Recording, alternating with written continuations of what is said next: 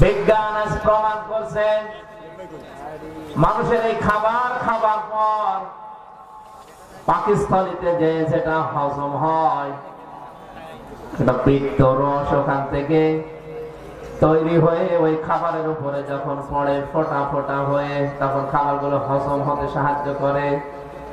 এত এত দামি জিনিস এটা যদি না পড়ে আপনার খাবার হজম হবে না। বিজ্ঞান প্রমাণ করছে এই রসটা তৈরি হতে শরীরের বিভিন্ন নির্যাস দিয়ে আল্লাহ এই রসটা বানায়। অনেক দামি জিনিস এটা। এই জন্য যতক্ষণ আপনার পেটে খাবার থাকে ফোটা ফোটা করে ওইটা পড়ে, খাবার বন্ধ হয়ে গেলে অটোমেটিক মেশিন এর মতো ওটা বন্ধ হয়ে যায়।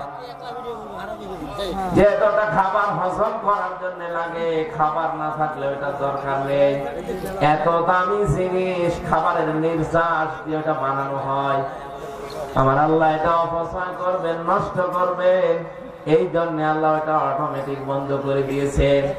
দুনিয়ার মানুষকে জানিয়েছে তোমরা আর যাই করো অপচয় করবা না, আমি নিজে অপচয় করি না। আমরা বুঝলাম শয়তানের ভাই যারা অপচয় করে, যারা আরো জোরে বলেন শয়তানি আমরা দেখতে পাই না। যারা বাংলাদেশে আজ অপচয় করবে এরা আমাদের দুশমন, শত্রু। দ্বিতীয় নম্বরে শয়তান বলা হয় তাদেরকে যারা অশ্লীলতা ছড়ায়। শয়তান জান্নাতের ভেতরে হযরতে আদম এবং হাওয়াকে উলঙ্গ অবস্থায় দেখে খিলখিল করে হেসেছিল। এটা তো আমি বানালাম।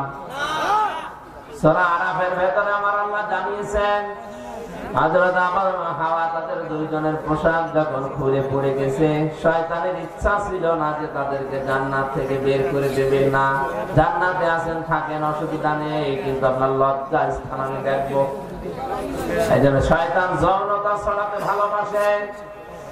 আজও যারা বিভিন্ন জায়গায় যৌনতা ছড়ায় বুঝবেন এটা আসল টাটকা নির্ভেজাল শয়তান। তাহলে এদের সাথে সম্পর্ক হবে শত্রু এবং দুশমনের মতো। কথা বলে কথা মানুষ আজ অনেকেই নিজে অন্যায় করে আর দোষ দেয় শয়তানের। কাজ করছে নিজে গালি দেয় শয়তানকে। আপনি ওইটা বুঝে যদি গালি দিতে পারেন, যারা অশ্লীলতা ছড়ায় নিজেদেরকে প্রদর্শন করে চামড়ার ব্যবসা করে, এই মানুষগুলো শয়তান।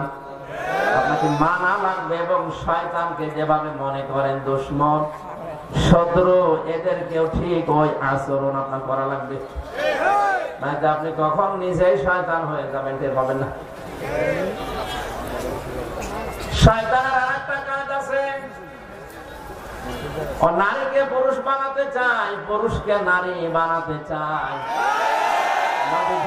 হাদিস দিয়েছেন কোন পুরুষ যদি নারীর বেশ ধরে, নারী যদি পুরুষের বেশ ধরে, সঙ্গে সঙ্গে আল্লাহ নিজে তাদের উপরে লানত করে। মুহাদ্দিস মাহমুদুল হাসান দেওবন্দি মুহাদ্দিসে দেহলভী রাহমাতুল্লাহ আলাইহি গভীর রজনীতে তিনি কোরআনে কারীম পড়ছিলেন, সূরা ইয়াসিন তেলাওয়াত করছেন। তার বাড়ির উপর দিয়ে দুইটা জিন যাচ্ছিল। কোরআনে কারীমের মধুর আওয়াজ শোনার পরে তাদের জ্বলার গতি তারা থামিয়ে দিয়েছে। মুহাদ্দিস সাহেবের তেলাওয়াত শুনছেন,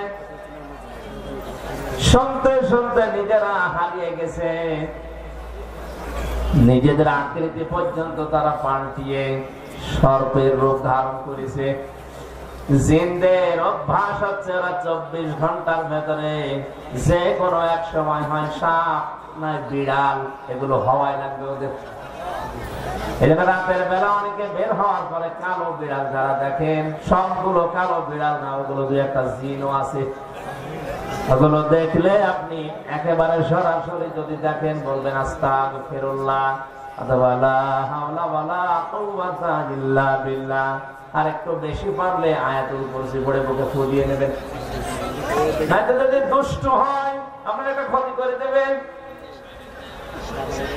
মুহাদ্দিস সাহেব নামাজ শেষ করার পরে ঘরের ভেতরে তাকিয়ে দেখলেন দুইটা সাপ খেলা করছে।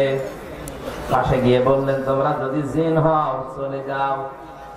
কারণ উনি জানে জিনেরা সর্পের রূপ ধারণ করে। একবার, দুইবার, তিনবার বলার পরে ওরা জায়গায় দাঁড়িয়ে আছে। উনি মনে করলেন এটা না সাপ হবে। ঘরের থেকে লাঠি এনে পিটিয়ে মেরে ফেললেন জায়গায়। এই জিনদের বাবা মা তাদের খবর হয়ে গেছে সন্তান কোথায়। অনুসন্ধান করতে করতে এসে মুহাদ্দিস সাহেবের ঘরের ভেতরে পেয়েছে। মুহাদ্দিসকে সহ দুইটা সন্তান মরা নিয়ে গেছে তার নিজেদের দেশে। জিনদের লক্ষ লক্ষ জিনেরা আছে। এটা তাফসীরে হাক্কানিতে পাবেন আপনি।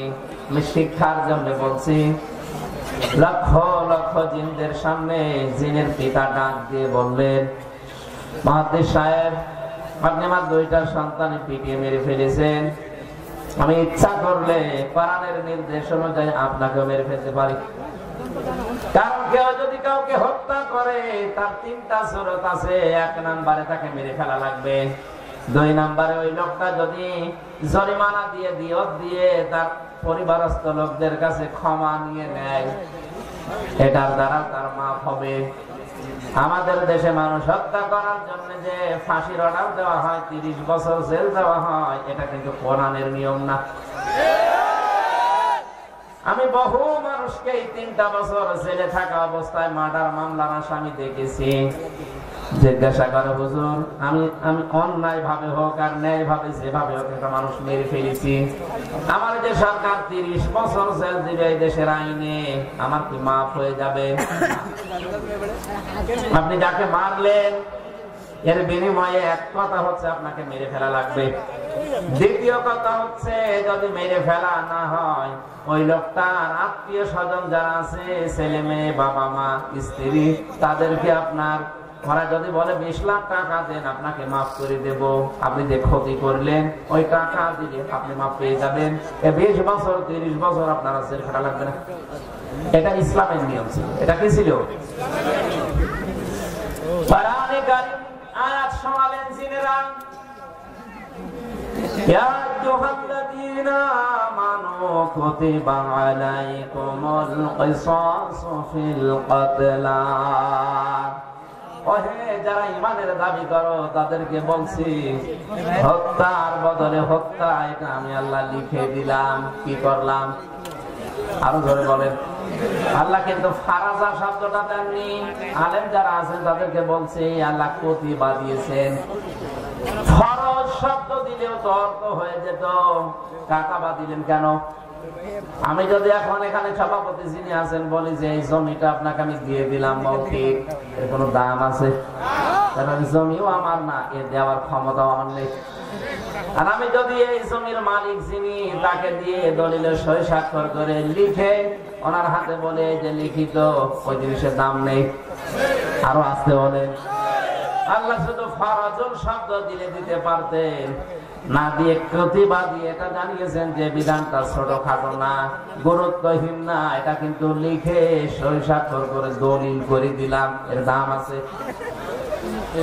এদেশে যারা দায়িত্বে আছে আজ 53 বছর, এই আয়াতটা যদি ঠিক এইভাবে বুঝে স্বাধীনতার পরে এদেশের সংসদে আয়াতটা কায়েম করে দিতে পারতো, বঙ্গবন্ধু হত্যার বিচার আমরা অনেক আগে পেয়ে যেতাম। সুতরাং সঠিক ভাবে যদি বিচার ব্যবস্থায় এই আয়াতটা এখন যারা দায়িত্বে আছে সংসদে কায়েম করতে পারে, আগামীতে কিয়ামতের আগে দেশে আর অন্যায় কোনো মার্ডার হবে না। নেই কথা বলেন না কেন? আপনি একটু মেনে দেখেন না কেন? ফামান তাবিআ হুদায়া ফালা খাউফুন আলাইহিম ওয়ালা হুম ইয়াহজানুন। আল্লাহ পাক বলেন যে হেদায়েত পাঠিয়েছি, এটা যদি অনুকরণ করে চলতে পারো, আমি গ্যারান্টি দিলাম কোনো ভয় নেই, কোনো চিন্তা নেই। যে সমস্ত ভয়গুলো মানুষ আজ করে, যে রাস্তায় গেলে আমরা অনেকে খুন হয়ে যায়, বাড়িতে থাকলে অনেকে গুম হয়ে যায়, এই ভয়টা কোরআন গ্যারান্টি দিচ্ছে যে থাকবে না। কোরআন যদি না থাকে ও ভয় দিন দিন আরো বাড়বে। এজন্য আমাদের উচিত হচ্ছে ৯৬% মুসলমানের দেশে কোরআন এর এই আইনটা সংসদে পাস হোক। কথা বলুন। কিয়ামতে অন্তত যে গলাগুলো সাক্ষী দিল, কিয়ামতের ওই ময়দানে আল্লাহ যেন এই কণ্ঠগুলোকে আমাদের এই আয়াতের পক্ষে থাকার কারণে সাক্ষী হিসাবে কবুল করেন। আরে ভাই, ছোটখাটো বিষয় কিয়ামতে আল্লাহ দেখবে।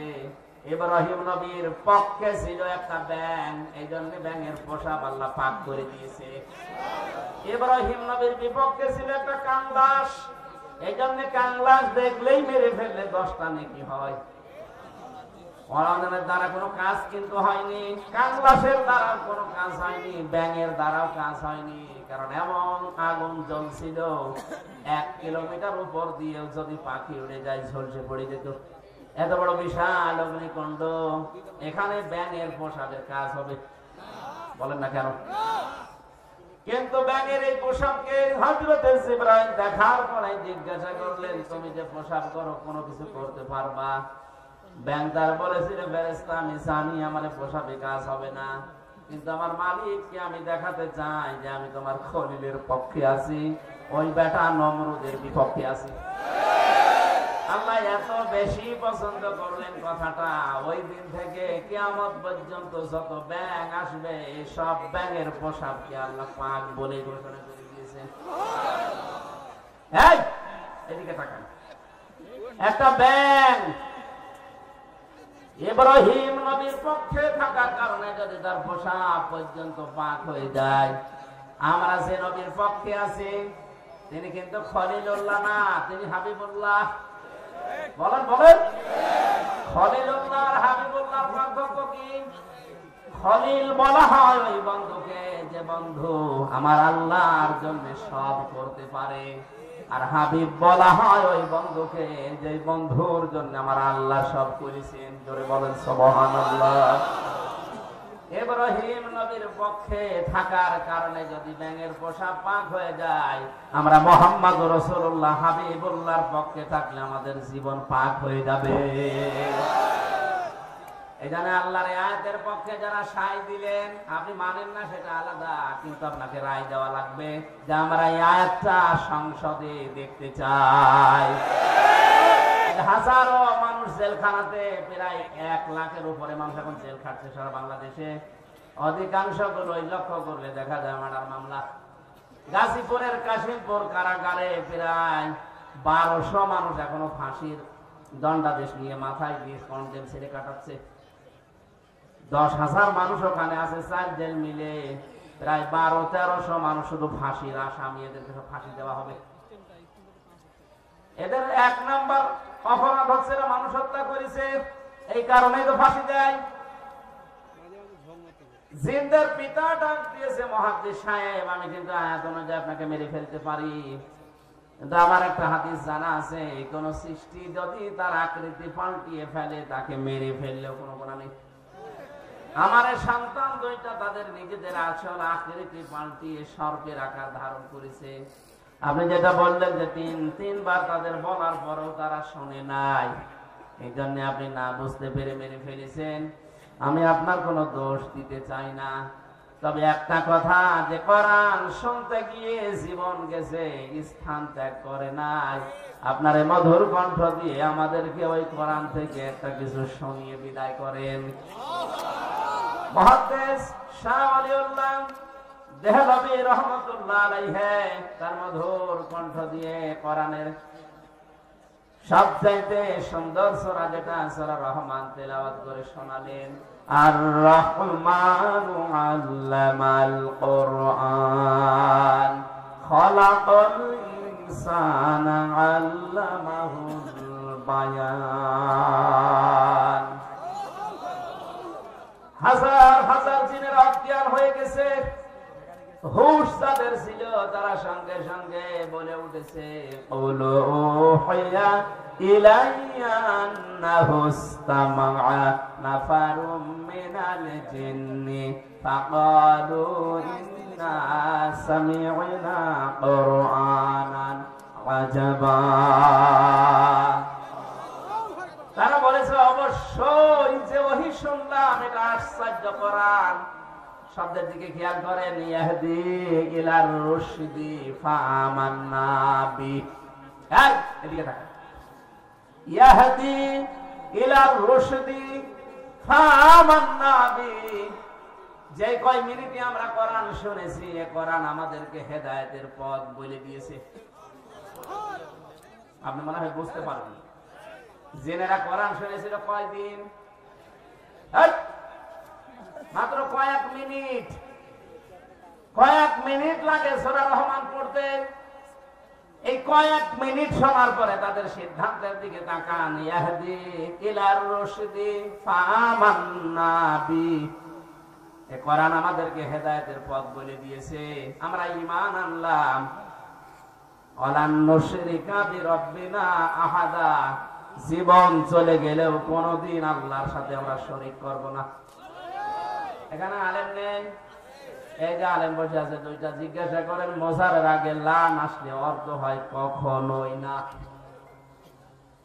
আমার শিক্ষা দেওয়ার বিষয়, জিনেরা মাত্র কয়েক মিনিট কোরআন শুনে যদি এত বড় বড় সিদ্ধান্ত নিতে পারে যে আমরা সব পথ ভুলে গেছি, আমরা হেদায়েতের পথ পেয়ে গেছি, আমরা ঈমান এনেছি, কোনদিন জীবন চলে গেলেও আল্লাহর সাথে শরীক করব না। আর আমরা সেই জন্মের পর থেকে কোরআন শুনে আসছি। আমাদের কি এখনো শিরক বন্ধ হয়েছে? আসতে বলেন। আমরা ঈমান আনতে পেরেছি না। অনেকে আমরা জানি যে ওযু করলে ওযু ভেঙে যায় 7টা কারণে, নামাজ পড়লে নামাজ ভেঙে যায় 19টা কারণে। কথা বলেন না কেন? ঈমান আনলে ঈমান ভেঙে যায় 10টা কারণে। এখানে যত মানুষ বসে আছে, শুধু বিজ্ঞ আলেম গুলো বাদ দিয়ে যদি জিজ্ঞাসা করা হয়, ভালো ভালো মুসল্লি পর্যন্ত বলতে পারবে না যে ঈমান ভাঙার যে 10টা কারণ। পারবে? ঈমানও ভেঙে যায়, মানুষের আমলও ভেঙে যায়। এখন যদি বলেন আমলের আবার হাত পা আছে নাকি ভেঙে যায়? হ্যাঁ, আমল ভাঙে। আমল কিভাবে ভাঙে আমি বলবো। এই এলাকায় যদি কারো আমল ওরকম থাকে, ভেঙে গেলে আমার কিছু করার নেই। আল্লাযীনা কাফারু ওয়া সাদ্দু আন সাবিলিল্লাহি আযাল্লা আমালাহুম। সূরা মুহাম্মাদের প্রথম আয়াতে আল্লাহ জানিয়েছেন, যারা কুফরি করে আর যারা আল্লাহর পথে বাধা সৃষ্টি করে, আযাল্লা ইউদিল্লু বাবে ফাআল। বাংলা অর্থ দাঁড়িয়েছে আমলের বহুবচন আমাল। কোন মানুষ যদি কুফরি করে আর আল্লাহর পথে বাধা সৃষ্টি করে, সে যেভাবে হোক ওর জীবনের পেছনের আমল আল্লাহ সব নষ্ট করে দিয়েছে, ভেঙে ফেলেছে। এ কোরআন শুনতে আসবে মানুষ আল্লাহর পথে না শয়তানের পথে? আরো জোরে বলেন। মাওলানা আমিনুলকে সারাই বাধা দিয়েছে। আমি সজ্ঞানে স্বেচ্ছায় একেবারে বাস্তবতার সাথে মিলিয়ে কোরআন সামনে নিয়ে বলছি, আপনি নামাজ পড়তে পারেন, পাগড়ি মাথায় দিতে পারেন, হজ করতে পারেন, কোরআন অনুষ্ঠান চালু হবে বাধা দেওয়ার জন্য যারা বিভিন্ন কায়দায় চেষ্টা করেছেন, আপনার আমল ভেঙে গেছে। কোন হুজুর নিয়ে আসবেন? এবার নিয়ে আসেন। যদি মনে করেন না বানিয়ে বলছি, সূরা হুজুরাতের 2 নম্বর আয়াতের ব্যাখ্যা আছে। বিশ্ব নবীর উপরে যদি কেউ কথা বলে তাহলে তার আমল আল্লাহ নষ্ট করে দেয়, অথচ লোকটা জানেও না যে আমার আমল নষ্ট হয়ে গেল কি করে। লা তারফাউ আসওয়াতাকুম ফাওকা সাওতিন নাবিয়্যি ওয়া লা তাজহারু লাহু বিল কওলি কাজহারি বা'দিকুম লিবা'দিন আন তাহবাতা আমালুকুম ওয়া আনতুম লা তাশউরুন। কোন ইমানদার যদি নবীর উপরে কণ্ঠ দিয়ে উচ্চ আওয়াজে কথা বলে, হে নবী আপনি জানিয়ে দেন তার আমল আর নেই, সব নষ্ট হয়ে গেছে। এই আয়াত আমি বানালাম। কাবা এখনো পর্যন্ত মসজিদে নববীতে নবীজির রওজার উপরে এটা স্বর্ণের অক্ষর দিয়ে লেখা আছে। আপনি বলেন তো এখানে নবী আছে কিয়ামত পর্যন্ত দুনিয়ায় আসবে? আরো জোরে বলেন বলেন। নবী তো আসবে না কিয়ামত পর্যন্ত, এই আয়াতটা আল্লাহ কোরআনে দিল কেন? আবার তারফাও মোজারে দিয়েছেন, এই কারণেই দিয়েছেন বর্তমান ভবিষ্যৎ প্রেজেন্ট ফিউচার। কারণ কিয়ামত পর্যন্ত নবী আসবে না, নবীর ওয়ারিস আলেমরা আসবে। মাওলানা আমিনুল যাই হোক, ওনারে নিয়ে অনেক সমালোচনা আমিও শুনেছি হোক, কিন্তু নামের আগে তো আলেম লেখা আছে। কথা বলেন না কেন? আপনি এইটা অস্বীকার করতে পারবেন যদি কামেল পাস করেনি? অন্তত এই দেশের শিক্ষা ব্যবস্থা অনুযায়ী উনি তো আলেম, এই দেশে সবাই জানে মাওলানা আমিনুল সিরির বন্দরের আলেম। আপনি যাই করেন না কেন, উনি তো আর গানের অনুষ্ঠান দেয়নি যেটা আপনি বন্ধ করে দেবেন। কোরআন শোনার যে ব্যবস্থা করার জন্য চেষ্টা চালিয়েছিল, এমনি এমনি চোখ দিয়ে পানি বের হয়নি। একটা মানুষ কতটা দুঃখ পেলে 15 দিন ঘুমাতে পারেনি, আপনাদেরকে কোরআনে কারিম শোনাবে এই জন্যে। সুতরাং কোরআন শুনতে যারা বাধা সৃষ্টি করেছেন, সে যেভাবেই হোক না কেন আপনার আমল কিন্তু ভেঙে গেছে।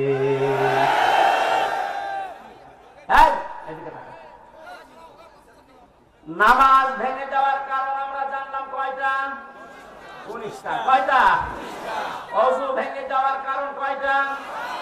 আমল ভেঙে যাওয়ার কারণ কয়টা? 2টা। আন্দাজে শুনছি। সূরা মুহাম্মদের প্রথম আয়াত বলে দিলাম না যে 2টা? কথা বলেন না কেন? পৃথিবীর যে কোনো জিনিস আপনি দেখবেন সেটা নষ্ট হয়ে যাওয়া, ভেঙে যাওয়ার একটা পথ আছে। আমাদের যে আমল আছে, আমল ভেঙে যায় এই কারণে, নামাজ ভেঙে যায় এই কারণে, রোজা ভেঙে যায় এই কারণে, হজ ভেঙে যায় এই কারণে, যাকাত নষ্ট হয়ে যায় এই কারণে। যাকাত দেওয়ার জায়গা আছে 8টা। কয়টা? 8টা বাদ দিয়ে যদি মানুষ 9 নাম্বার জায়গায় দেয়, তাহলে যাকাত ভেঙে যাবে, নষ্ট হয়ে যাবে। জান্নাত যাওয়ার জন্য যেটা আসল দরকার, ঈমান, ঈমানও মাঝে মাঝে ভেঙে যায়। আসতে বলেন, ঈমান ভাঙে না? ঈমান ভাঙার কারণ 10টা। কয়টা? আমি সংক্ষেপে আপনাকে লিখে নেওয়ার জন্য বলছি, কাজে লাগবে লিখেন। ঈমানও মানুষের ভেঙে যায়। 1 নম্বরে সূরা জুমারের 65 নাম্বার আয়াতের দলিলটা আছে। আমি শুধু থিওরি গুলো বলছি, বাড়িতে মিলিয়ে নিয়ে। 1 নম্বরে দুনিয়ায় কেউ যদি শিরিক করে, তার ঈমান ভেঙে যায়, নষ্ট হয়ে যায়। ওই ঈমান নিয়ে জান্নাতে যাওয়া সম্ভব না। 2 নম্বরে কেউ যদি কুফরি করে, কুফরি মানে কি? ঢেকে ফেলা। কুফরি মানে অস্বীকার করা, ঢাকনা দেওয়া, চেপে রাখা, গোপন করা। আল্লাহর কোন বিধান জানার পরে যদি কেউ চেপে রাখে, গোপন করে, সেও প্রকারান্তে কাফের, তারও ঈমান ভেঙে গেছে। আর এটা বাংলাদেশে এখন বেশি। 3 নম্বরে কেউ যদি নেফাকি করে, দাও খোদা দাও আমায় আবার ওমার দারাজ বীর, দাওয়ালির মতো বীর সেনানি জাগাতে নিখিল। দাও খোদা দাও আমায় আবার ওমার দারাজ বীর। হামজাকে দাও ধরে ধরে জীবন দিতে ওয়াকাতরে। হামজাকে দাও ঘরে ঘরে জীবন দিতে ওয়াকাতরে। আবার কাবা ভাঙতে এলে পাঠাওয়া বাবিল। দাও খোদা দাও আমায় আবার ওমার দারাজ দিল। সচ্চা ঈমান দিয়ে পাঠাও শত সাহাবা, যাদের দেখে বিশ্ব আবার বলুক মারহাবা। আবার পাঠাও আবু বকর, ফিতনা ফাসাদ আসুক সমর। অনরট পাহাড় সম দাও সে মনের মিল। দাও খোদা দাও আমায় আবার ওমার দারাজ দিল। আমার ভাইরা, আমি মাওলানা আমিনুলের কথা এমনি বলি না, যেহেতু নবীজির ইন্তেকালের আগে যে কথা ছিল গুরুত্বপূর্ণ কয়টা, তার ভেতরে এটা একটা। আল উলামা ওয়ারাসাতুল আম্বিয়া, আলেমরা আমি নবীর ওয়ারিস। আমি হয় মাওলানা আমিনুল, মাওলানা হোসাইন, মাওলানা হারুন, যাই হয়ে দেশে আলেম যারাই আছে, আপনি বিশ্বাস করতে পারেন এদের আমল আখলাক ত্রুটি বিচ্যুতি থাকতে পারে, কিন্তু এরা নবীর ওয়ারিস। কিয়ামতের ময়দানে আল্লাহ পাক যদি বিচার করে আলেমদের সবার সম্মুখে করবে না, কুদরতের পর্দা দিয়ে ঢেকে নিয়ে গোপনে বলবে এগুলো করেছিলি। এই জন্য একটা মনে সান্ত্বনা আছে, কিয়ামতে অন্তত আল্লাহ মানুষের সামনে অপমান করবে না। শাস্তি যদি দিতেও চায় আল্লাহ গোপনে দেবে। আল্লাহর কাছে আমাদের জীবনের আলেমদের কাকুতি মিনতি, আল্লাহ তুমি গোপনে মাফ করে দিও। তোমার সাত্তার নামের ওসিলায় যেভাবে গোপন করে দিয়েছো, দুনিয়ায় কেউ জানে না। আমির হামজা, মাওলানা হোসাইন, মাওলানা আমিনুল কি করেছে অনেকে জানি না, তোমার জানা আছে। কিয়ামতের যেদিন বিচার বসাবে আল্লাহ কুদরতের ওই জায়গাতে যেন গোপনে মাফ করে দাও। আমার ভাইরা, এখানে ওনার উপরে যদি কেউ কণ্ঠস্বর নিয়ে কথা বলেন, ওনার আমল আখলাক যাই থাকুক না কেন, আপনারটাকে জ্বালা নষ্ট করে দেবে। আমি ঈমান ভাঙার যে 10টা কারণ বলেছি লিখে নেওয়ার জন্য, যাদেরকে লিখে নিয়েছেন হয়তো 3 নম্বরে নিফাক, যাদের ভেতরে আছে মুনাফিকি, উপরে ফিটফাট, ভেতরে সদরঘাট, আপনার ঈমান ভেঙে গেছে। আমি একটা উদাহরণ তাফসীর থেকে লিখেছি, যারা সব ধর্মকে সমান মনে করে ওদের ঈমান নষ্ট হয়ে গেছে। আরে দেশে এরকম অনেক মানুষ এখন দিন দিন বাড়ছে। সব ধর্ম সমান আপনি বিশ্বাস করা তো দূরের কথা, আপনি বলেন কি করে? যে দলিলগুলো আপনি দেন যে লাকুম দীনুকুম ওয়ালিয়া দীন, লা ইকরাহা ফিদ-দীন, এই আয়াতের অর্থ আপনি নিজেই ভুল করছেন, নিজেই উল্টাপাল্টা করে ঈমান হারাচ্ছেন, মানুষকেও হারাতে বাধ্য করছেন। যারা বিভিন্ন পূজা মণ্ডপে গিয়ে কথা বলে যে আমরা সার্বজনীন সনাতন ধর্মে এই অনুষ্ঠানে হাজির হইলাম, এ কথা যদি কেউ বিশ্বাস নিয়ে বলে থাকে ওর ঈমান নষ্ট হয়ে গেছে। কারণ সার্বজনীন ধর্ম একটাই দুনিয়ায়, তার নাম ইসলাম। আর সনাতন ধর্ম মনে করি অনেকেই বলি হিন্দু ধর্ম না, সনাতন মানে পুরাতন। সনাতন মানে এ পৃথিবীতে সব চাইতে পুরাতন ইসলাম, এর আগে কিছু ছিল না। কথা বলে না কেন? পৃথিবীর প্রথম মানব যিনি হযরতে আদম, তার ধর্ম কি? আরো জোরে। সুতরাং এই কথা কারা প্রচার করেছে আমরা জানি না, যে সনাতন ধর্ম মানে হিন্দু ধর্ম, এটা মিথ্যা কথা। সনাতন ধর্ম পৃথিবীতে ইসলাম।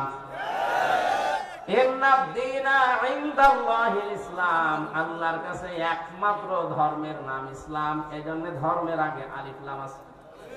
এখানে যারা গ্রামার বসে আলিফ লাম 4 প্রকার, এখানে যে আলিফ লাম দেওয়া আছে নির্দিষ্ট করার জন্য। আমি যদি মাওলানা হোসাইনকে বলি ভাই আমি দিনাজপুরে যাব, উনি যদি বলি এই যে এই রাস্তাটা, এর আগে তাহলে তরিকের আগে আলিফ লাম দেওয়া লাগবে। তরিক এই একটাই রাস্তা, কিন্তু দিনাজপুরে যাওয়ার জন্য এখনো 4-5টা রাস্তা আছে। তখন আর তরিকের আগে আলিফ লাম দেওয়া যাবে না, কারণ এটা অনির্দিষ্ট। যে কোনো রাস্তা দিয়ে আমি যেতে পারি, দিনাজপুরে পৌঁছালেই হলো। কোন রাস্তা দিয়ে দিনাজপুরে গেলে আপনি পাবেন না, শুধু এই রাস্তাটা ছাড়া। তখন তরিক বা রাস্তার আগে কি লাগবে? আলিফ লাম। কি লাগবে? যত ধর্ম দুনিয়ায় আছে সব ধর্মের ব্যাপারে আল্লাহর বক্তব্য, সবগুলো শয়তানের আবিষ্কার করা, আমি আল্লাহর আবিষ্কার করা ইসলাম।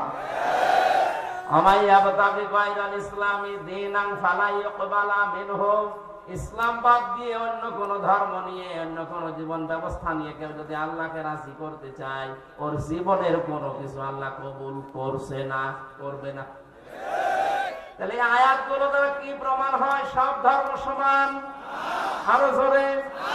অনেকে এখন ফতোয়া বের করছে যে আমরা উদারতা দেখাতে গিয়ে বলি আপনি কি আল্লাহর চাইতে বেশি উদার? আশা করছি এটা যারা ভুল বুঝে হোক আর জেনে শুনে হোক ষড়যন্ত্র করে বলছেন, আপনার ঈমান ভেঙে গেছে। 4 নম্বরে নবী ছাড়া যারা অন্য কারো আদর্শ ভালো মনে করে, কয়েকদিন আগে একটা জরিপ পেয়েছিলাম, এদেশে বিশ্ব নবীকে একমাত্র আদর্শ মেনে চলে মাত্র 100 জনের 15 জন। তাহলে এই যে পয়েন্টগুলো আমি কোরআন থেকে হাদিস থেকে লিখেছি, প্রত্যেকটার পেছনে হায়াতের দলিল আছে। আমি দলিলগুলো লম্বা করে বলতে পারছি না, শুধু আমার সাবজেক্টে যাব। তাই যারা আজ বিশ্ব নবী বাদ দিয়ে অন্য কাউকে আদর্শ মানে, তাদের সংখ্যা এই দেশে 85 জন। কত? আর একমাত্র যারা বিশ্ব নবীকে উসওয়াতুন হাসানা মানে, ওদের সংখ্যা মাত্র 15 জন। আপনি হিসাব করে বলে, আমরা খাই চিল্লা যে দেশে 96% মুসলমান। হ্যাঁ, মুসলমান আছে, ওই আদমশুমারিতে আছে, আর ওই আগা কাটা আছে। অনেকেই ভাবে যে আগা কেটে দিলেই মুসলমান। ছাগল কি ছাগলের দেয় না? না, ভুল যারা করছেন আপনাকে সংশোধনী দিলাম, আশা করছি আপনার বিবেক খুলবে। এরপরেও যদি আপনি একেবারে সে আবু জাহেলের মতো অনড় হয়ে থাকে, আমার মনে হয় আপনার হেদায়েত কপালে আপনি।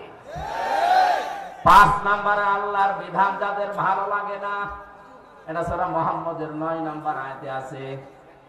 এদেশে এখন নেই। একই আল্লাহর বিধান কোরআনে কারিমে আকিমুস সালাত খুব আদায় করছে, আতুজ যাকাত খুব দিয়ে দিচ্ছে, কিন্তু একই আল্লাহর বিধান আকিমুদ্দিন, দিন কায়েম করো, ওয়ালা তাতাফাররাকু ফি, এই বিষয়ে কোনো ফতোয়াবাজি করো না। দিনটাকে কায়েম করা ফরজ নামাজের মতো, রোজার মতো, অনেকে জানেও না, মানেও না। অথচ পৃথিবীতে যত নবী এসেছিলেন, আমি আলেমদের বলছি, প্রত্যেকটা নবীর শরীয়তে কম বেশি কোন মাসলা মাসাইল নিয়ে একটু ঝামেলা ছিল। হয়তো অনেক নবীর সাথে আমাদের নবীটা মেলেনি। যেমন হযরত মুসা আলাইহিস সালামের জামানায় কারো শরীরে যদি লাপাক লেগে যেত, ওই জায়গাটা এরকম মুছে ফেললেই হয়ে যেত। হযরত ঈসা নবীর জামানায় একটু কঠিন ছিল, কোন জায়গায় নাপাক লেগে গেল চামড়া খুশিয়ে খুশিয়ে তুলে ফেলে গেল।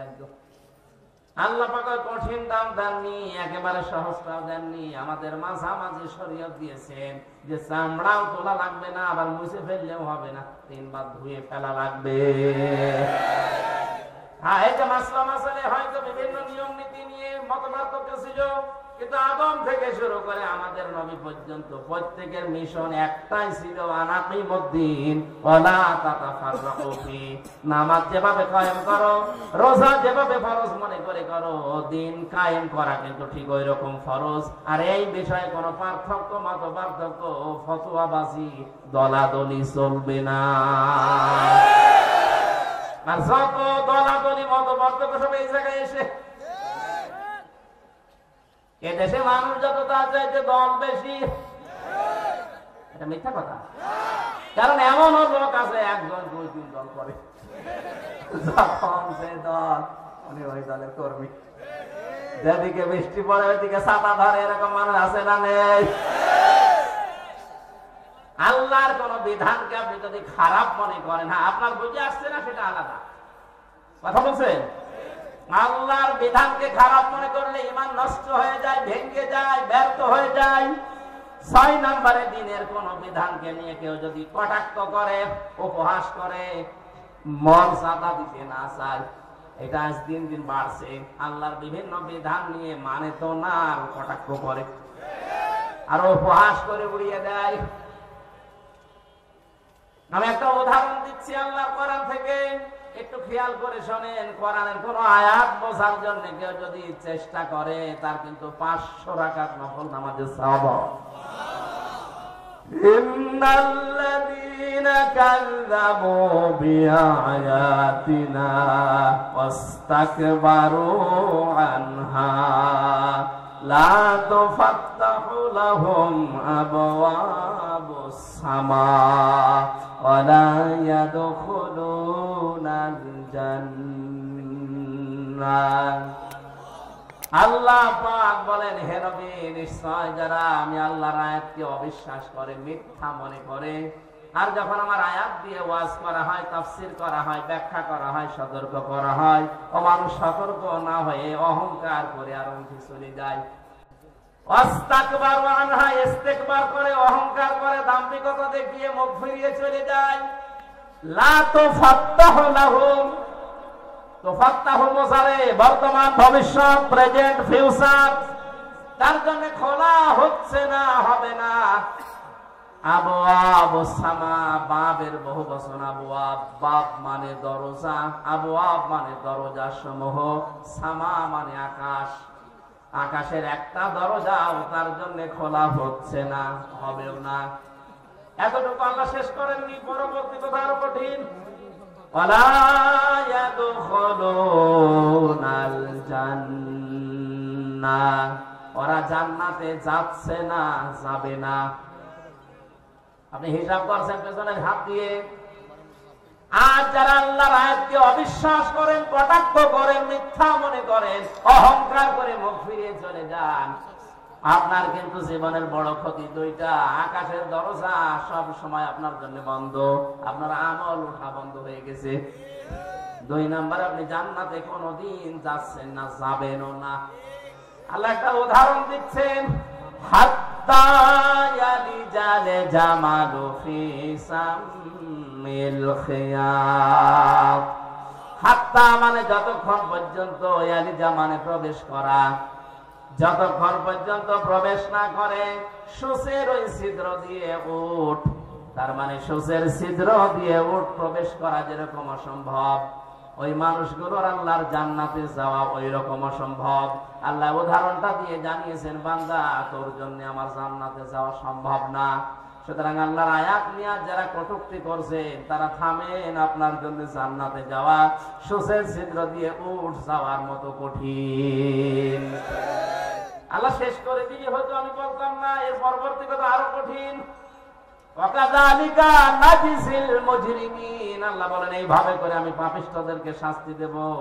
লাহুম মিন জাহান্নামা মিহাদু ওয়া মিন ফাওকিহিম গাওয়াশ ওয়াকাযালিকা নাজিসিস সালিমিন।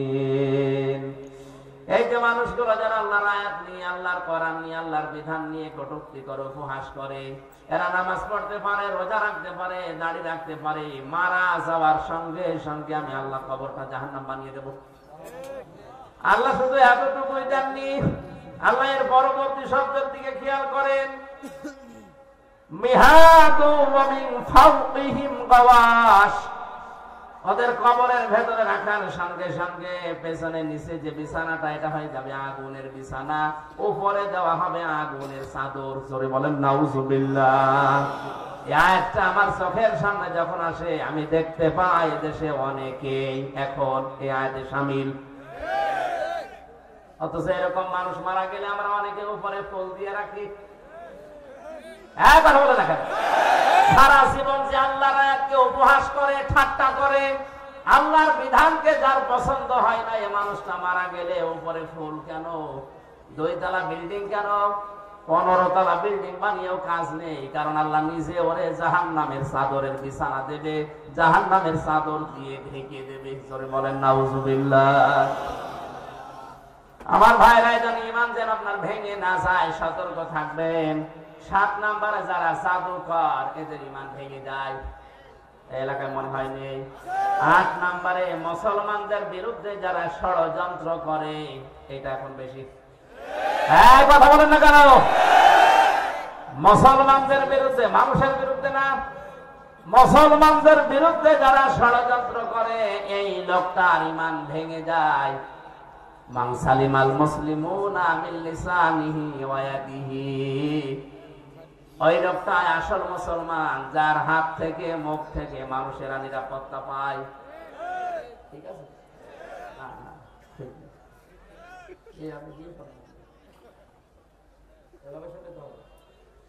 আমি অর্থ করলাম কি আপনি বলছেন ঠিক আছে।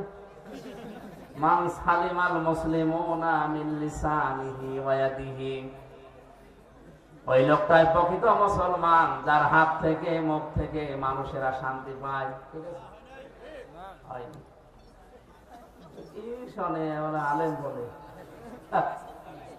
আরে ভাই শব্দের দিকে খেয়াল করে শুনবেন, আমার ভুল হলে ধরে দেবে। এমনি এমনি আপনি স্টেজে বসে আছেন, না না না হয়নি। এখানে কিন্তু এই জন্যই তাফসীর মাহফিলে আসা লাগে, সূক্ষ্ম কিছু শব্দ যেগুলো ক্লাসে পাওয়া যায় না, এই শব্দগুলো গবেষণা করে বের করা লাগে। কোন মানুষ যদি মানুষ হয়ে মানুষের উপরে জুলুম করে, তার বিরুদ্ধে কিন্তু আল্লাহর মামলা আছে, এটা আলাদা বিষয়। সূরা শূরার 42 নম্বর আয়াতে আল্লাহ দলিল দিয়েছেন, ইন্নামাস সাবিলু আলাল্লাযিনা ইয়াজলিমুনান নাস। আমি আল্লাহর মামলা, আমি আল্লাহর অভিযোগ তাদের বিরুদ্ধে যারা মানুষ হয়ে মানুষের উপরে জুলুম করে। আল্লাহ এখানে ইয়াজলিমুনাল মুসলিমুনা দেয়নি, দিয়েছে ইয়াজলিমুনান। বলেন বলেন, হিন্দু কি মানুষ না? খ্রিস্টান, ইহুদি? তাহলে মানুষ মতবাদে যারা বিবেচিত, সে যে ধর্মের হোক, ওর উপরে কেউ যদি জুলুম করে, তার অধিকার নষ্ট করে, তার বিরুদ্ধে মামলা কার, এটা আলাদা বিষয়। কিন্তু এখানে আল্লাহর নবী নাস শব্দ দেননি, দিয়েছেন মুসলিমুনা। কি দিয়েছেন? আমি এইটা বোঝানোর জন্য বলছিলাম, ওই লোকটা আল্লাহর কাছে প্রকৃত মুসলিম, যার হাতের দ্বারা আর মুখের দ্বারা মুসলমানেরা নিরাপত্তা পায়। আপনি কেমন মুসলমান? আপনার হাতের দ্বারা আর মুখের দ্বারা মুসলমানেরা শান্তিতে থাকে না, আর আতঙ্কে থাকে। এখানে একই মানে এই হাত শুধু না, ক্ষমতার হাত, কথা বলেন, আইনের হাত, টাকা পয়সার হাত, প্রভাব প্রতিপত্তির হাত, এই হাত হতে পারে। এক একটা শব্দের প্রায় 33টার উপরে অর্থ আছে, সর্বনিম্ন 33টা, উপরে 99টা। যেখানে যে শব্দটা খাটবে, অ্যাপ্রোপ্রিয়েট হবে, ওইটা ওই জায়গায় আপনাকে লাগানো লাগবে। এই জন্য তাফসীর করতে গেলে এক শব্দের একাধিক অর্থ আপনার জানা থাকতে হয়, না একটা শব্দের একটা অর্থ জেনে যদি শুরু করতে চান, আপনি উল্টো করে ফেলবেন। কোরআনে কারিমে আল্লাহ দরবা দিয়েছেন, দরবা মানে মারা। দরবা মানে কি? আমাদের সে মিজান মন সাহেবে পড়িয়েছে, দরবা মানে আঘাত করা, দরবা মানে মারা। অথচ তাফসীরের ভাষায় 33টার উপরে শব্দ আছে। দরবা মানে দৃষ্টান্ত দেওয়া, দরবা মানে সফর করা। আমার সবগুলো এখন মনে নেই, আমার যতটুকু আয়াত আছে আমি মিলাতে পারি কোরআন পড়তে গেলে, যে এই জায়গায় দৃষ্টান্ত হবে, এই জায়গায় সফর করা হবে, এই জায়গায় মারা হবে। আমি যদি ওই মারাটাই জেনে রাখতাম, আর মমতার মতো এই দেশে ইমাম আর মুয়াজ্জিনদের সরকারি ভাবে বেতন দেওয়া লাগবে। দাবির পক্ষে আমাদের এই সংসদ সদস্য যিনি পিরোজপুরের, উনি বলেছে, তার পক্ষে আছে মানে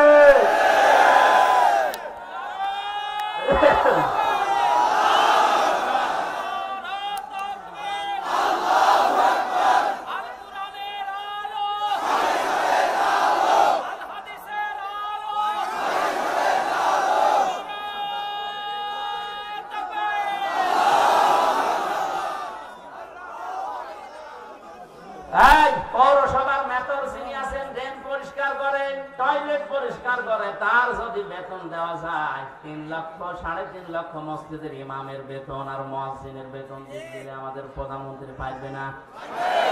564টা মডেল মসজিদ বানিয়েছে, এখানে যদি বেতন দিতে পারে ইমাম মুয়াজ্জিনের, 3.5 লাখ মসজিদের ইমাম মুয়াজ্জিনের বেতনও দিতে পারবে। সে কলিজা তার আছে, কথা বলছে না কেন? তার কলিজা না থাকলে 10.5 লাখ 12 লাখের উপরে টাকা কত মানুষকে আশ্রয় দিয়েছে। চীন এত বড় রাষ্ট্র, একটা মানুষও নেয়নি। কথা বলছে না কেন? আর সমালোচনা আলোচনা তার বিরুদ্ধে পক্ষে বিপক্ষে আছে, কিন্তু তার কয়েকটা কাজ কিন্তু খুব ভালো। বিশেষ করে একটি খামার একটি বাড়ি, এই প্রকল্পের মাধ্যমে অনেকে আজ একটা কর্মজীবন পেয়েছে, একটা মাথা গোজার ঠাঁই পেয়েছে।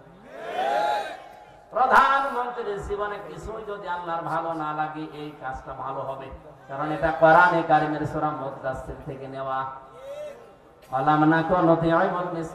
হে নবী, আপনি মিসকিনদেরকে খাবার দেবেন, যারা দেয় না তারা মুসলমান দাবি করলেও জাহান্নামে যাবে। সুতরাং শুধু নিজে খেয়ে পরে বাঁচবেন, এতিম মিসকিন অসহায় মানুষের খবর রাখবেন না, আপনি জান্নাতে যেতে পারেন না। উনি হয়তো এই আয়াত থেকে এই শিক্ষাটা নেওয়ার জন্য একটি খামার একটি বাড়ি প্রকল্প চালু করেছিল। দুর্নীতি হয়েছে, হয়তো অনেকে একটি খামার একটি বাড়ি বানাতে গিয়ে মাসের বদলে রড দিয়েছে, আমরা জানি, কাজ তো করেছে। যারা দায়িত্ব পেয়েছিল ওরা 2 নাম্বারই করবে, উনি ওখানে ঢাকাতে করবে কি? সুতরাং এই কাজটা যেন আল্লাহ কবুল করেন। লক্ষ লক্ষ মানুষের মাথা গোজার মতো একটা ঠাঁই হয়েছে, একটা কর্মসংস্থান তৈরি হয়েছে। জোরে বলেন সুবহানাল্লাহ। আমি কিন্তু শিক্ষা দেওয়ার জন্য যে জায়গায় ছিলাম ওখানে ফিরে যাচ্ছি। যে মানুষগুলো কাউকে মুসলমানদের বিরুদ্ধে ষড়যন্ত্রে লাগিয়ে দেয়, এই লোকটার মুসলমান থাকে না, ঈমান ভেঙে যায়। 9 নম্বরে কাউকে যদি কেউ ইসলামের ঊর্ধ্বে মনে করে, ওর ঈমান নষ্ট হয়ে যায়। আমি এই শব্দটা আর বলবো না। কাউকে আপনি ইসলামের ঊর্ধ্বে মনে করতে পারবেন না, এমনকি নবীজিও না। কারণ নবীজি ইসলামের প্রচারক ছিলেন, ইসলামের খাদেম ছিলেন। বিশ্ব নবীকে যখন পাথর দিয়ে দিয়ে মেরে মেরে রক্তাক্ত করে ফেলে রাখতো, জিবরাইল এসে পাথরগুলো সরিয়ে বড় একটা পাথরের ওকে বলতেন তুলা হয়ে যাও, তোলার মতো নরম করে ওখানে যখন শুয়ে দিতেন, জিবরাইলকে নবীজি বলে ভাই আমার কি কাজ? নবীজিকে আল্লাহ শুনিয়েছেন ফেরেশতা বলে দাও যে দিনের জন্য নবীকে পাঠিয়েছি ওই দিনের জন্য মার খেয়েছে, সকাল বেলা থেকে মুহাম্মদ রাসূলুল্লাহর ওই দিনের প্রচার করাই কাজ। ওই দিনের মর্যাদা কত বেশি ইসলামের। এজন্য ইসলামের ঊর্ধ্বে কাউকে মনে করা যাবে না, সে যেই হোক। কথা বুঝতেছে? আমার কাছে আগে ইসলাম, আমি মুসলিম হিসাবে, এরপরে অন্য কিছু। 10 নম্বরে ইসলামের কোন বিধানকে যারা ঘৃণা করে, এটা সূরা সেজদার 22 নম্বর আয়াতের ব্যাখ্যায় পাবেন। তাহলে আমি বলছিলাম দুনিয়াতে অনেক কিছু আছে যেগুলো করলে হয় না, ভেঙে নষ্ট হয়ে যায়। এই পৃথিবীতে শয়তানের যে বন্ধু, এই বন্ধু কিন্তু ভেঙে যায়। শয়তানের সাথে যারা বন্ধুত্ব করে, এই বন্ধুত্ব ভেঙে ফেলার বুদ্ধি আছে না নেই? আমরা যারা শয়তানের সাথে বন্ধুত্ব করলাম, এই যে অপচয় করে, অশ্লীলতা ছড়ায়, যৌনতা ছড়ায়, নবীদের, তার মানে নবীর ওয়ারিসদের মুখের উপরে জোরে কথা বলে, আল্লাহর পথে চলতে বাধা দেয়, এগুলো সব শয়তানের কাজ। কার কাজ? আল্লাহ আমাদেরকে হেফাজত করুন, বলেন আমিন। সূরা জুমার মাত্র 2টা আয়াত পড়েছিলাম। এমন গুরুত্বপূর্ণ বিষয় আল্লাহ আয়াতের ভেতরে দিয়েছেন, একটু খেয়াল করে তাফসীর আকারে শুনেন। ইয়া আইয়ুহাল্লাযীনা আমানু ইযা নুদিয়া লিস-সালাহ। আল্লাহ পাক বলেন ঈমানদারেরা যেদিন আযান দেওয়া হয়, ইলা ইয়াউমিল জুমআহ, ইযা নুদিয়া লিস-সালাতি মিন ইয়াউমিল জুমআহ, জুমার দিন যখন আযান দেওয়া হয়, ডাকা হয়, আহ্বান করা হয়, ঘোষণা দেওয়া হয়, ফাসাউ ইলা যিকিরিল্লাহ, তোমরা আল্লাহর জিকিরের দিকে, নামাজের দিকে দৌড়াও। কে বলছে? আরো জোরে বলেন। ওয়াজারুল বাই, দুনিয়ার সব বেচা কিনা কাজ কারবার বন্ধ করে দাও। যালিকুম খায়রুল লাকুম ইন কুনতুম তা'লামুন, এইটাই ভালো কাজ, এইটা যদি তোমরা বুঝে থাকো। এবার আসেন তাদের বাস্তব ব্যাখ্যা কি। আল্লাহ পাক শব্দটা দিয়েছেন ইযা নুদিয়া লিস-সালাতি মিন ইয়াউমিল জুমআতি ফাসআউ ইলা যিকিরিল্লাহ, যখন আযান হয়ে যাবে সব কাজ কাম বন্ধ করে দিয়ে দৌড়াও নামাজের দিকে। কিসের দিকে? আরো জোরে বলেন। আর আমরা হাদিস শুনেছি এতদিন যে নবীজি জানিয়েছেন কেউ যেন নামাজের জন্য দৌড়িয়ে মসজিদে যাবা না। শুনেননি? শুনছি মানে এটা সঠিক হাদিস। মুসলিম শরীফের হাদিস হচ্ছে কেউ যেন মসজিদে দৌড়িয়ে যাবা না নামাজ পড়ার জন্য। ফজরের নামাজে নবীজি নামাজ আদায় করছেন, নামাজের ভেতরে ধপ ধপ করে কিছু আওয়াজ শুনলেন, নামাজ শেষ হয়ে গেল, ঘরে বসলেন, ডাক দিয়ে বললেন সাহাবীরা নামাজের ভেতরে আমার কানে আওয়াজ এসেছে, ধপ ধপ করে আওয়াজ হচ্ছিল কিসের? সাহাবীরা বলে, হুজুর আমরা ফজরে টের পেয়েছি দেরিতে, জলদি করে ওযু করে মসজিদে আমরা অনেকেই দৌড়িয়ে এসে জামাত ধরেছি। ওই দিন নবীজি হাদিসটি বলেছিলেন যে তোমরা কেউ দৌড়িয়ে জামাত ধরবা না, যতটুকু পারা যায় ধীরে স্থির ভাবে নামাজ পাও, বাকি যেটা পাবে না কাজা করে নেবে। কথা বুঝতেছে? তাহলে আয়াতের সাথে নবীর কথার কোনো মিল নেই। হ্যাঁ, আছে। আল্লাহ বললেন দৌড়াও, নবীজি বললেন দৌড়ানোর দরকার নেই। আল্লাহ দৌড়াতে বলেছেন এই কারণে আপনার যেন নামাজ গুরুত্ব দিয়ে, যখন দুনিয়াতে নামাজের সিস্টেম চালু হয়ে যাবে, আযান হয়ে যাবে, সব কাজ কাম আপনার জন্য এখন বন্ধ। আল্লাহ এইটা বোঝাতে চেয়েছেন যে কাজ কামে লিপ্ত থাকতে গিয়ে যেন আল্লাহ নামাজের জামাত শেষ হয়ে না যায়। এজন্য আগে থেকে প্রস্তুতি নাও, আগে থেকেই তোমাকে নিজেকে প্রস্তুতি করো। অন্তত মসজিদের সাথে তোমার এই জীবনটা, তোমার অন্তরটা লটকিয়ে রাখো। কিয়ামতের কঠিন ময়দানে মানুষ যখন পাবে, ঘামের ভেতরে হাবুডুবু খাবে, ওই সময় আরশের ছায়ায় যাদেরকে স্থান দেব তার 4 নাম্বার তারা, যারা দুনিয়াতে নামাজ পড়তে মসজিদে যায়, বের হয়ে গেলে আবার কখন যাবে এই ধান্দায় থাকে। ধরে বলেন সব আমরা এই কাজ কারবার করে আদায় করি। বলে ফাসাউ ইলা যিকরিল্লাহর ব্যাখ্যা মানে দৌড়াতে বলেছে এই জন্যে যেন আপনি আগে থেকে প্রস্তুতি নেন, নামাজ যেন নষ্ট না হয়ে যায়। এই কারণে সব কাজ কাম বন্ধ করে দিতে বললেন। এর সাথে বাংলাদেশের বাস্তবতার মিল হয় না, আমি অনেক ক্ষেত্রে দেখেছি। আল্লাহ বলছেন দৌড়াও নামাজের জন্য, সব কাজ কাম বেচা কিনা দোকানপাট যত কিছু আছে বন্ধ করা লাগবে। কে বলছেন? আরো জোরে। দিনাজপুরবাসী খেয়াল করেন, জমার নামাজ আযান থেকে শুরু করে একেবারে শেষ পর্যন্ত আমার মনে হয় 1-1.5 ঘন্টা সময় লাগে। কথা বলছেন এখন? আল্লাহ বললেন তোমাদের এইটাই ভালো কাজ, নামাজে আসো, ওই কাজ বন্ধ করে দিয়ে। আর আমরা দেখছি না 1-1.5 ঘন্টা সময় লাগছে। অথচ এই দেশে এমন অনেক মানুষ আছে 1 ঘন্টায় 5 লাখ টাকা উপায় করে। আমরা বেশি মনে হয়ে যাচ্ছে। ঢাকাতে ডাক্তার মতিয়ার রহমানের বাড়ি খুলনা, অনেক পিত্তথলির পাথর বের করেন অপারেশন ছাড়া। ওনার 15 মিনিট সর্বোচ্চ সময় লাগে এক একটা অপারেশন করতে, 1,20,000 করে টাকা নেয়। 1 ঘন্টায় যদি 4টা 5টা করে কত টাকা হয়? উনি 1.5 ঘন্টা নামাজ পড়তে গেলে কমপক্ষে 7 লাখ টাকা ওনার লস হবে। এখন উনি যদি এই আয়াতের প্রশ্ন করে, আল্লাহ তোমার সাথে তো আমার বাস্তবতা মেলে না, তুমি বলছো যালিকুম খায়রুল লাকুম, এইটাই ভালো কাজ, অথচ আমি দেখলাম না নামাজ পড়তে গেলে আমার 7 লাখ লস। তা আমার তো লাভ হচ্ছে না, লস হচ্ছে। তাহলে কোরআনের এই আয়াত ভুল। কেন আল্লাহ যালিকুম খায়রুল লাকুম দিয়েছেন? এইটাই ভালো কাজ। ইন কুনতুম তা'লামুন, যদি তোমরা জানো। এবার আসেন ব্যাখ্যায়। আল্লাহ এই কারণে দিয়েছেন, আপনি 1.5 ঘন্টায় 7 লাখ টাকা উপায় করলেন। যে সমাজে নামাজ নেই, নামাজের শিক্ষা নেই, হাসপাতাল থেকে অপারেশন করে 7 লক্ষ টাকা ব্যাগে নিয়ে আপনি ব্রিফকেসে ভরে যাচ্ছেন বাড়িতে, 1-1.5 কিলোমিটার দূরে মনে করেন বাড়ি। রাস্তায় যাবার সময় যে সমাজে নামাজ নেই, সমাজে চুরিদারি, ছিনতাই, হাইজাকার, ডাকাতি নেই। আসতে বলেন। এখন আপনি 7 লাখ উপায় করে যাচ্ছেন, সমাজে তো নামাজ নেই। আপনার টাকা নেওয়ার সঙ্গে সঙ্গে বাড়িতে যাওয়ার রাস্তায় যদি ছিনতাইকারী ধরে, যদি চাই, আপনি দিতে না চাইলে আপনাকে মেরেও ফেলতে পারে।